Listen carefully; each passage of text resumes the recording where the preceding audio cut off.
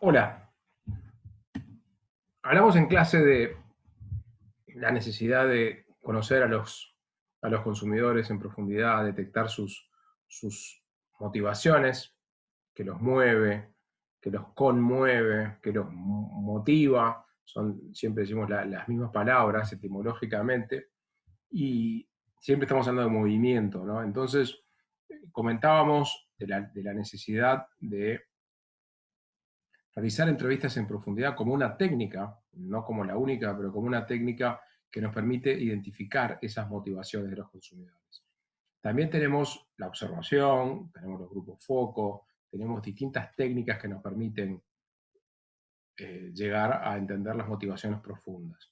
Pero hoy quisiera concentrarme en una que es la que ustedes tienen que realizar para el trabajo obligatorio, que es la entrevista en profundidad. Entonces, quisiera en unos minutos eh, compartir con ustedes algunos apuntes que sirven para preparar una entrevista en profundidad y para conducir a una entrevista en profundidad. Si me permiten, voy a compartir un PowerPoint y vamos a ir comentándolo eh, y espero que les sirva como material de preparación de, de las entrevistas en profundidad que tienen que conducir. La entrevista en profundidad decimos muchas veces que es un monólogo guiado, es decir, que lo que estamos buscando es que hable y que hable el otro, no que hablemos nosotros, que hable el entrevistado. Es decir, un monólogo guiado decimos porque nosotros lo vamos a guiar. Nosotros vamos a guiar porque queremos que hable de ciertas cosas y no de otras. Entonces es un monólogo guiado, esa es la forma en la que lo describimos. Eh, para que sea un monólogo guiado, tenemos que tener nosotros lo que llamamos la guía de pautas, es decir, el documento, el papel, con el que vamos a estar asegurándonos de estar cubriendo determinados temas que nos interesa abordar en la entrevista. Entonces, cuando llegamos a la etapa, a la entrevista, tenemos que pensar en el preámbulo, la apertura, el desarrollo y el cierre, y luego la información off the record. Es decir, el preámbulo es la creación del ambiente que queremos que haya para que la persona se abra. Lo que estamos buscando es que el entrevistado se abra, se sienta cómodo con nosotros, no se sienta amenazado, no se sienta cuestionado, que no se sienta que sus opiniones van a ser juzgadas, sino todo lo contrario. Lo que queremos es relevar justamente sus opiniones, pero no juzgarlo. Entonces, es muy importante este preámbulo para crear el ambiente, un ambiente de comodidad, un ambiente donde la persona se sienta segura, de que no va a estar siendo cuestionada y que pueda opinar libremente, que eso es lo único que nos interesa, ¿no? Entonces, después del preámbulo tenemos la apertura, es decir, la apertura es cómo vamos a comenzar hablando, qué vamos a decir, cómo nos vamos a presentar, ¿no? ¿Qué vamos a decir nosotros? ¿Por qué estamos haciendo esta entrevista? Luego el desarrollo, bueno, ahí sí vamos a los temas de fondo, que son los que queremos luego el cierre. Y después está el off the record, que yo les mostraba, este cuidado con el off the record, ¿se acuerdan de nuestro creyó que estaba en off the record y dijo cosas que no debió decir porque no estaba en off the record, ¿no? El off the record es muy útil porque nos puede llegar a decir eh, la persona en confianza, ya sintiéndose que no está cosas interesantes. Pero tenemos que tener mucho cuidado porque si es off the record, no tenemos autorización para utilizar esa información. Tenemos que pedir permiso. La guía de pautas, como les decía, es el documento que tenemos que elaborar, es esa ayuda a memoria que nos va a guiar en la conducción de la entrevista en profundidad. Es donde vamos a listar de forma ordenada los temas que queremos tratar en la entrevista. No es un cuestionario, es decir, la guía de pautas es una guía, es un documento que nos recuerda qué temas queremos tratar y en cuáles queremos profundizar. Pero no es un cuestionario que vamos a leer, es una ayuda a memoria. Es más, las preguntas no tienen por qué estar expresadas como preguntas, sino como temas en los cuales queremos profundizar.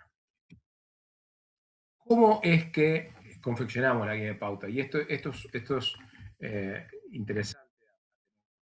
Tenemos que arrancar con una tormenta de ideas o lluvia de ideas.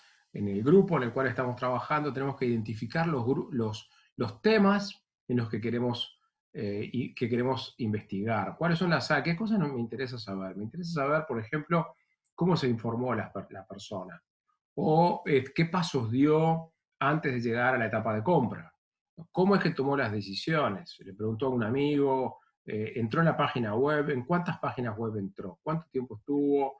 O cuánto tiempo le llevó la decisión. Sí, hay un montón de cosas que podemos querer averiguar, ¿no? A qué punto de venta acudió, etcétera. Entonces, tenemos que hacer una tormenta de ideas dependiendo de la naturaleza del producto. Si estamos pensando en, bueno, ¿cómo es esto de ir al gimnasio? ¿Cómo es la actividad previa de ir al gimnasio? ¿Qué es lo que te motiva? ¿Qué te pasa después? Dependiendo de lo que estemos investigando, son los temas que vamos a querer listar para, para indagar. Entonces, primero los identificamos una tormenta de ideas que puede ser desordenada.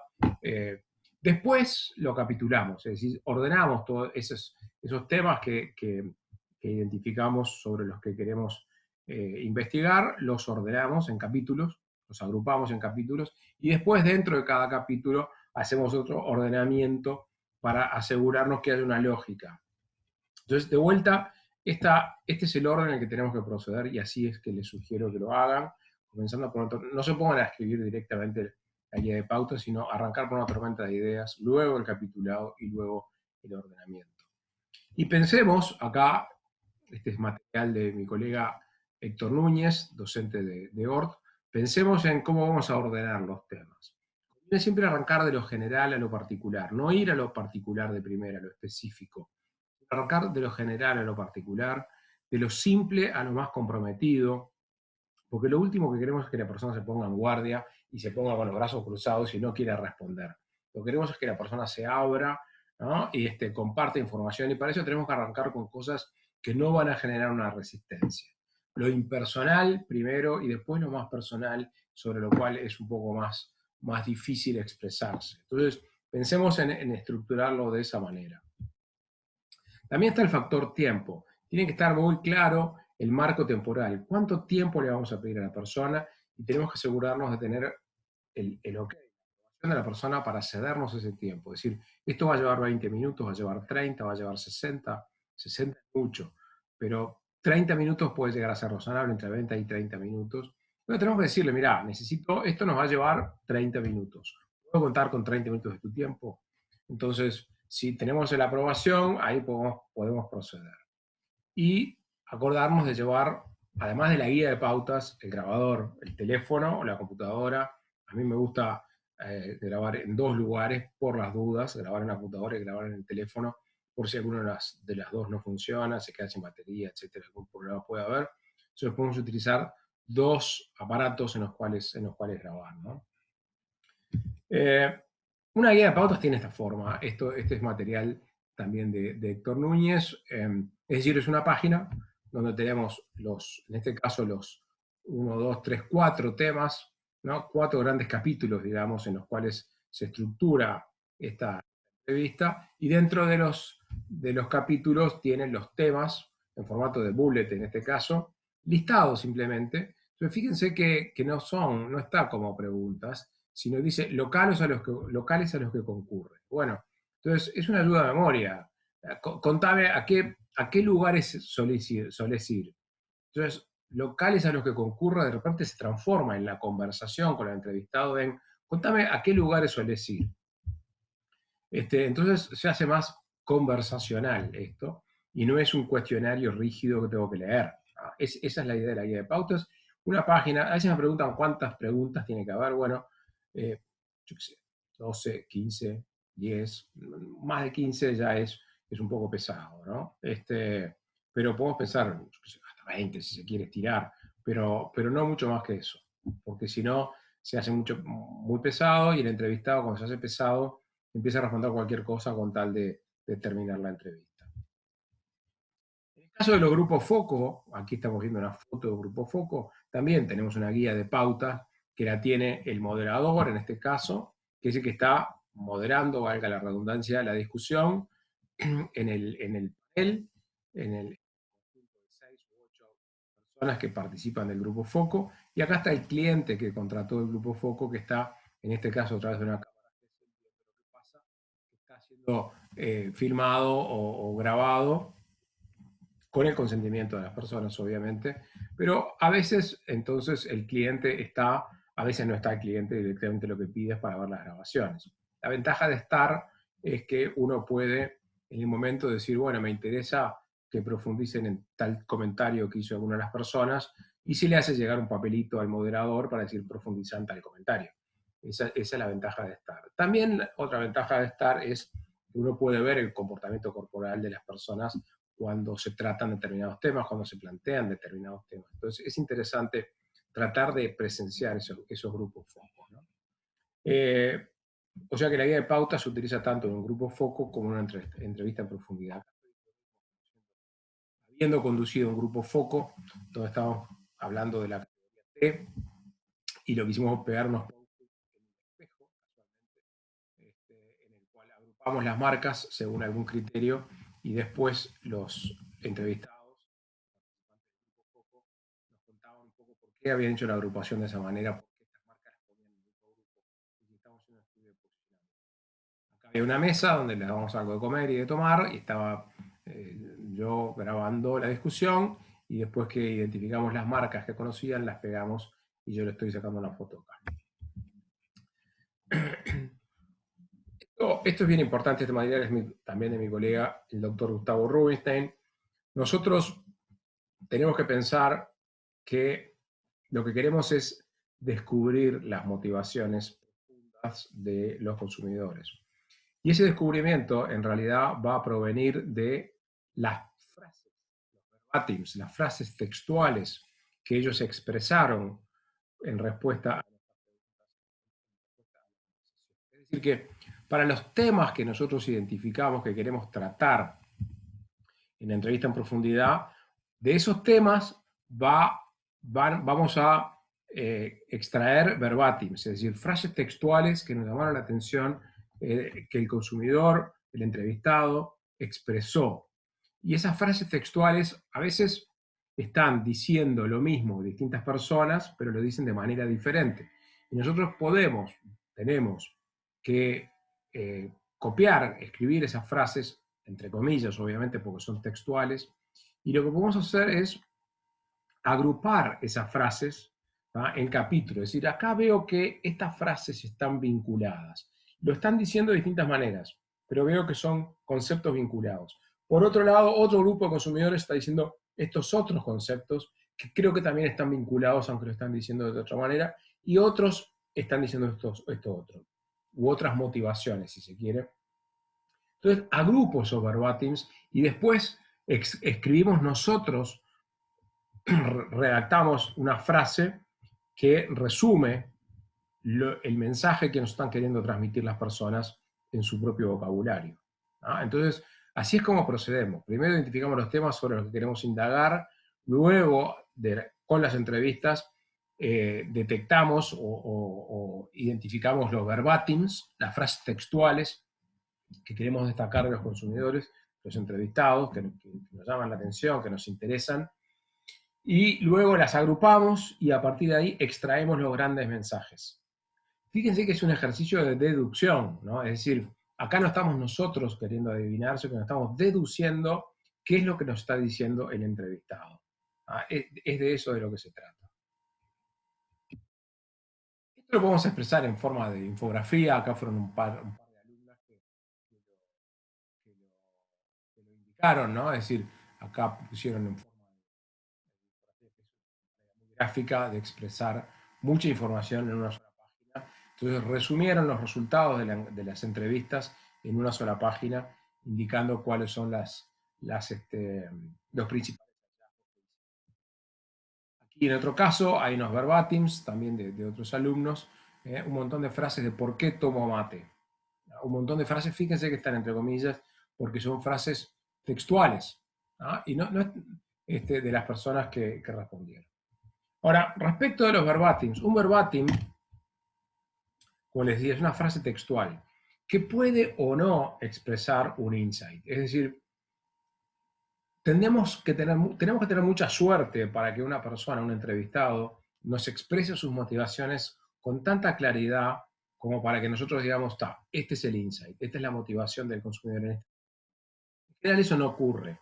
En general nos dicen cosas lúcidas, interesantes, pero no los dicen con la claridad, con la profundidad y con la redacción que a nosotros nos interesa que tenga esa frase que describe el insight.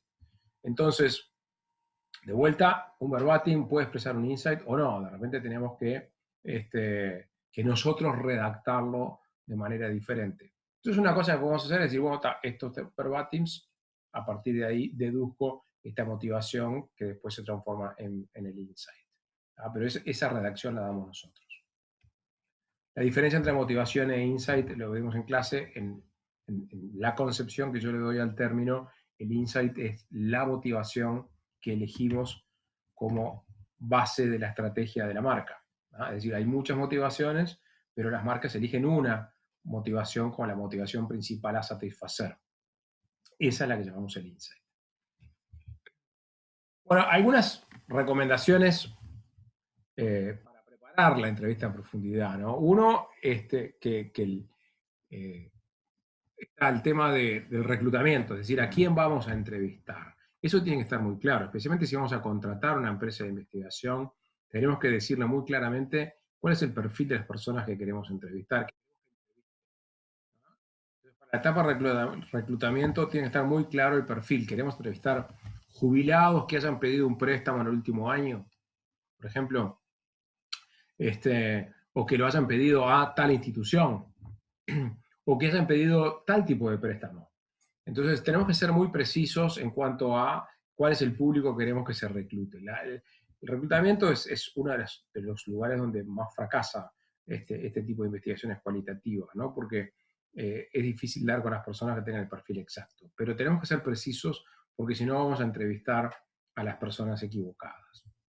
Después, bueno, confirmar, obviamente agendar, confirmar, preparar la guía, como les comentaba, producción de estímulos si es necesario, es decir, a veces tenemos que dar algún regalo, una rifa, o la posibilidad de que con cada participante va a haber una donación a una institución X. En fin, a veces tiene que haber estímulos para esta participación, ¿no? También estos estímulos pueden hacer las veces de sesgo, porque si esto lo estamos haciendo, si solamente participan personas que responden a ese estímulo, a ese regalo que le estamos ofreciendo, entonces podemos estar sesgando el perfil de los entrevistados, ¿no? Tenemos que tener cuidado en ese sentido. En una época se les regalaba una botella de whisky, después, en fin, distintos elementos, o pueden participar en una rifa por una tableta, qué sé yo, hay distintas formas de agradecer. Vestimenta apropiada, bueno, como siempre, puntualidad, obviamente tenemos que respetar el tiempo de los demás. También hay un tema fundamental que es esto del registro, ¿no? Es muy difícil conducir una entrevista y tomar notas al mismo tiempo.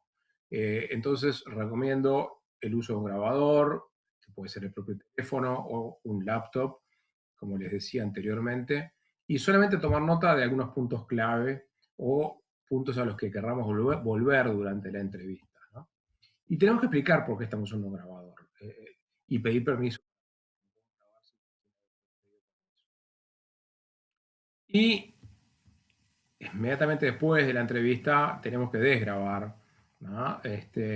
Toda la entrevista o simplemente extraer los verbatims que logramos producir, ¿verdad? Porque, en fin, puede haber archivos que se borren y sería una pena. También antes de la entrevista, bueno, cuando estamos presentando, explicamos quiénes somos estudiantes de la Universidad de Ort, que estamos haciendo una investigación, unas materias, o en la vida real decir, bueno, esto es una investigación académica o una investigación para una marca que por el momento no queremos revelar, pero que lo vamos a hacer a lo largo de la entrevista. Tenemos que presentarnos, explicar por qué se está haciendo esta entrevista, como les decía, indicar el tiempo que va a llevar, necesito 20 minutos o 30 o una hora, lo que sea. Manejar la situación, que haya silencio, que haya tranquilidad, que no haya interrupciones, niños, perros, etcétera, teléfonos, ¿no? También aclarar, y esto es muy importante, que no estamos juzgando las respuestas, no estamos juzgando a la persona, solamente estamos relevando información y cualquier respuesta es correcta. Esto es una aclaración muy importante. Y tenemos que tener cuidado con nuestro comportamiento corporal, que no esté indicando un desacuerdo con lo que la persona dijo, porque si no, de repente estamos diciendo que cualquier opinión es válida, pero cuando la persona dice algo nos ponemos en alerta, entonces la otra persona va a decir, uy, dije algo equivocado. Entonces, tenemos que ser muy cuidadosos de nuestro comportamiento corporal, ¿no? Durante la entrevista, bueno, tener un uso adecuado del lenguaje. Adecuado quiere decir adaptado a el entrevistado. Es decir, tenemos que cuidar de utilizar palabras que el entrevistado entienda, no utilizar la jerga en la que estamos, que de repente la persona no entiende, cuidar tecnicismos, ¿no? Es decir, tratar de que esto sea una conversación entre pares y no que intimide el uso de determinado vocabulario, ¿no? De vuelta, no intimidar, el tono neutro de la voz, también hacer las preguntas, profundizar, pero tener cuidado que el tono de voz a veces puede estar indicando lo que nosotros pensamos respecto de lo que estamos indagando, y eso no es lo que interesa. Lo que interesa es que se exprese el entrevistado, ¿no?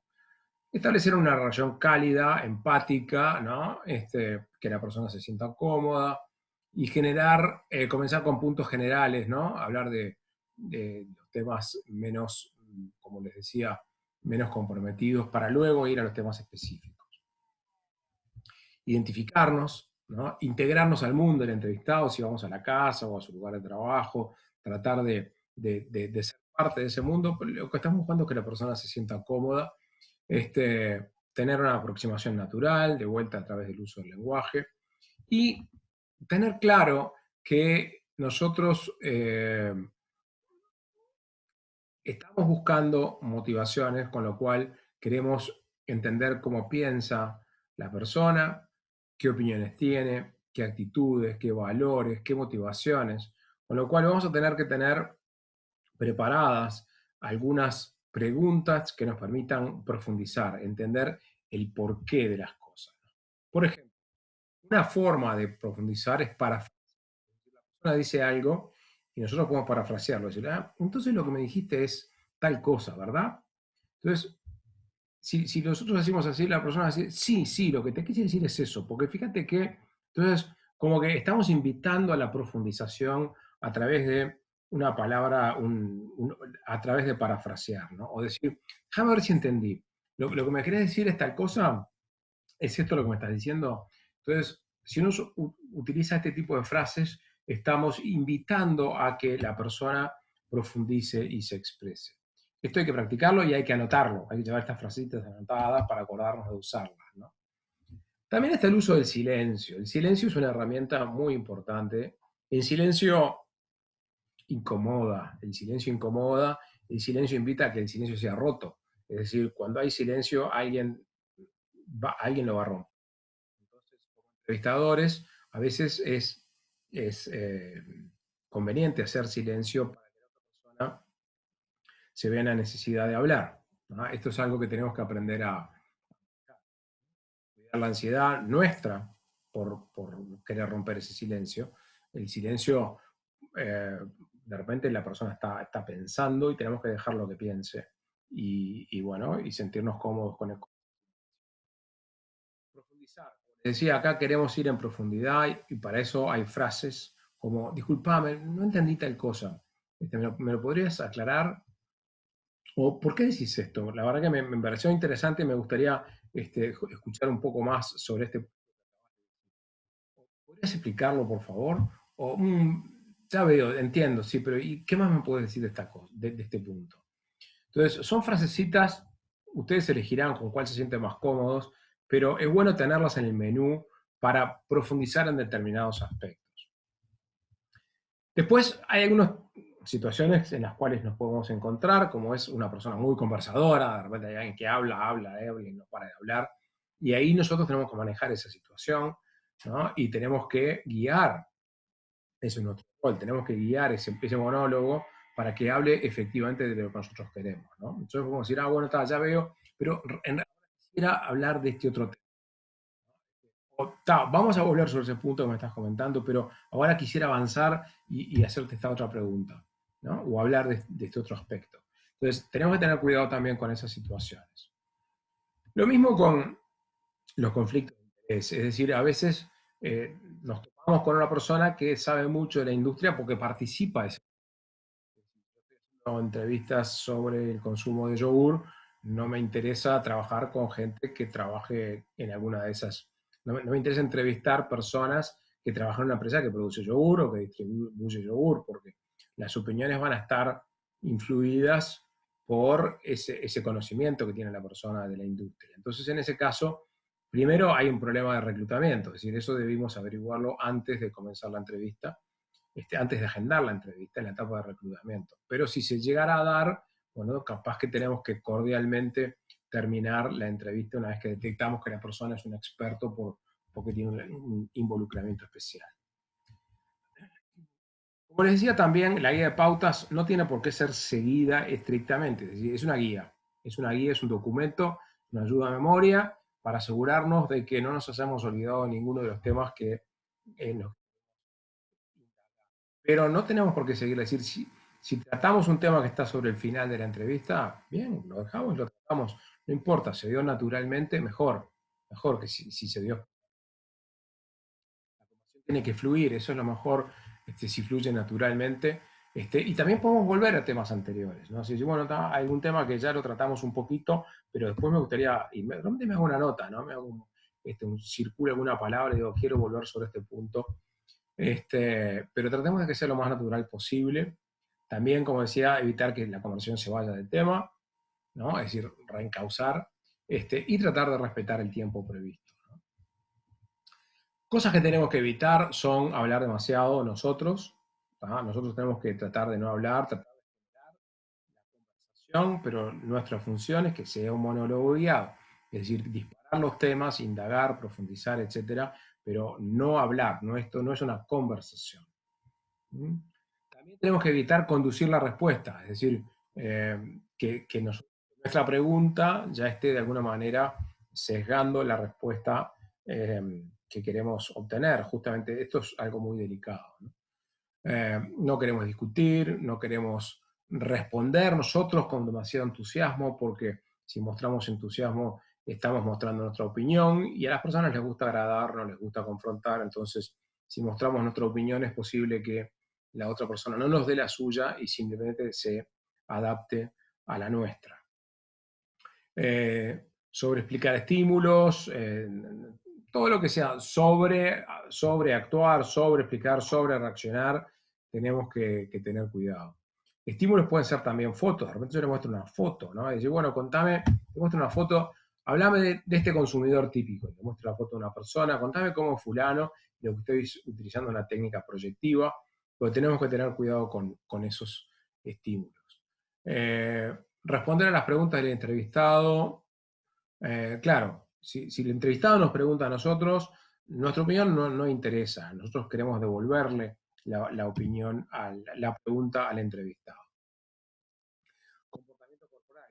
Decía, tenemos que, además de cuidar las palabras, nosotros hablamos con el cuerpo, entonces tenemos que cuidar nuestro comportamiento corporal. Si nosotros nos relajamos, se relaja el entrevistado. Y eso es lo bueno, tenemos que mostrarnos aplomados, tranquilos, cómodos.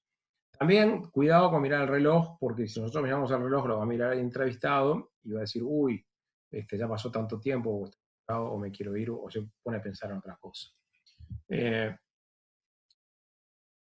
Bueno, tenemos que cuidar una serie de detalles como el contacto visual, la expresión facial, es parte del movimiento, del comportamiento corporal, el movimiento de los ojos, el movimiento de las manos, ¿no? Todas esas cosas tenemos de la cabeza, nuestra apariencia, son todos elementos de la comunicación no verbal que tenemos que cuidar. ¿Cómo hacer las preguntas? Bueno, si el entrevistado pregunta algo, tratemos, como les decía recién, no responder nosotros, devolverle la pregunta y entender su opinión. Nosotros podemos decir, bueno, ¿y tú qué pensás al respecto? es un producto para adolescentes. O sea, ¿a vos qué te parece? Contame, ¿por qué me estás diciendo eso? ¿Qué te parece? ¿Qué es lo que te dispara esa pregunta? Entonces le devolvemos la pregunta a la persona. Eh, Tratar de obtener respuestas espontáneas, como decía, que esto sea natural, ¿no? No dirigir las respuestas. Por ejemplo, yo le digo, ¿pensás que este producto es seguro? Bueno, ahí es probable que me diga que sí o que me diga que no. Y en realidad lo que quiero es que opine sobre la seguridad. Entonces, le puedo decir, ¿qué pensás respecto de la seguridad de este producto? Contame qué opinás respecto a la seguridad. Eso es mejor que decirle, ¿crees que es seguro? Porque eso se responde con monosílabos también, que es algo que tenemos que tratar de evitar. Lo que queremos es que la persona se exprese, se explaye, ¿no? Este, o, como decía, la técnica proyectiva. Algunas personas dicen tal cosa. Los españoles dicen tal cosa de los uruguayos. ¿Por qué te crees que los españoles dicen esto de los uruguayos? Digo los españoles o los brasileños o cualquier otro, porque es una técnica proyectiva, ¿no? Es decir, bueno, es otro el que está emitiendo una opinión y yo te pregunto, ¿por qué crees que el otro emite esa opinión? ¿No? Es una forma de que la persona hable sin ir directo al tema, sin ponerlo a él como juzgando. Ponemos un tercero juzgando. También tenemos que tener claro que tenemos que usar preguntas abiertas, no preguntas cerradas, ¿no? Una pregunta abierta es, ¿qué pensás acerca? ¿Cómo te sentís acerca de tal otra? ¿O por qué te gusta ir al teatro? Contame. No es una pregunta de, ¿te gusta tal cosa? Sí o no. A vos realmente no es conveniente.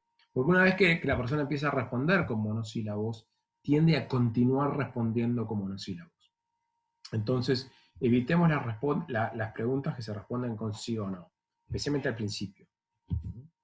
Esto es lo que les decía, ¿no? Lo que buscamos es que se abra la persona. Si utilizamos monosílabos, entonces una conversación que no se abra, ¿no? Tipos de preguntas, preguntas abiertas, siempre tener preguntas abiertas que inviten a que la persona se exprese. Usar preguntas de aclaración, ¿no? Pedirle que aclare algo, que explique algo, que profundice, aunque yo lo haya entendido, ¿no? Pero quiero que me cuente más. Entonces le pido una aclaración o que me amplíe. Bueno, ¿me puedes contar un poco más de este tema que me pareció interesante? ¿Me puedes ampliar? Pedir que profundice, que diga más sobre algún tema, ¿no? O relanzar una pregunta, ¿no? Hace rato me dijiste tal cosa, ¿me puedes hablar nuevamente de esto? Si nos pareció que no fuimos en profundidad, podemos relanzar las preguntas. O hacer nuevas preguntas directamente. Si damos por satisfecho el tratamiento de un tema, pasamos al siguiente. Esto es todo, es muy breve, pero espero que les sirva. Son algunos consejos que en realidad es una recopilación de material. Me pareció interesante, siempre me gustó, me pareció muy útil. Yo cuando he hecho entrevistas en profundidad o incluso cuando conduje algunos grupos foco, tomé en consideración estas recomendaciones y bueno, espero que les sirvan a ustedes. Gracias por escucharme. Chao.